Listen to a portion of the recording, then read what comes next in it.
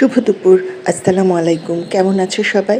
আজকে তোমাদের জন্য শুধু পোটলানন্দ মানে পটলের বড়া রেসিপি নিয়ে এলাম।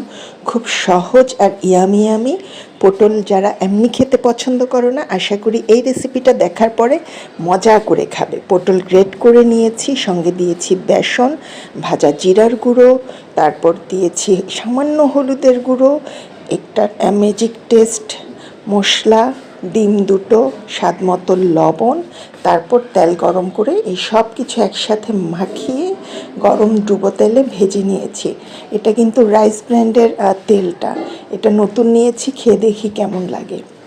তারপরে মুচমুচে করে ভেজে তুলতে হবে দোনো পিঠ, পুড়ে ফেলবো না, একটু রেখে দোনো পিঠ মুচমুচে করে ভাজবো খেয়াল করে।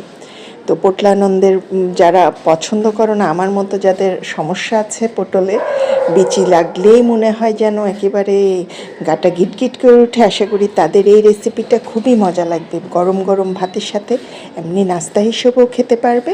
আর আমি এর আগেও একটা বড়া করেছি সেম, যেটা চিংড়ি দিয়েছিলাম সঙ্গে, আজকে দিয়েছি দুটো ডিম, চারটা লম্বা মিডিয়াম সাইজের পটল, খোসা ফেলিনি, গ্রেট করে নিয়ে ব্যাস ভেজে ফেলেছি।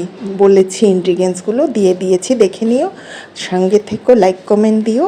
কেমন লাগলো রেসিপি জানাতে ভুলো না। সাথে থেকো। আল্লাহ হাফেজ।